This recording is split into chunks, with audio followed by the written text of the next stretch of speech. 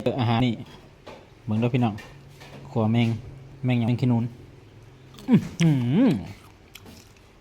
นอดเนาะมาเด้อที่หักทางหลายกินแมงขี้นูนขวแมงขี้นูนตัวนี้ละมันต้มไก่ในคอกตัวนี้นี่ละมันข้าวเจ้าโอ้ยมิงเอ้ยจะห้องยังลูกซิกเนเจอร์อะไรตัวนี้โดดได้กินอาหารตามฤดูกาลแมงขนุนแซ่บๆยั่วๆนะจ๊ะมาเด้อพี่น้องทั้งเวียงจันทร์ทั้งปากเซ่หลวงพระบาง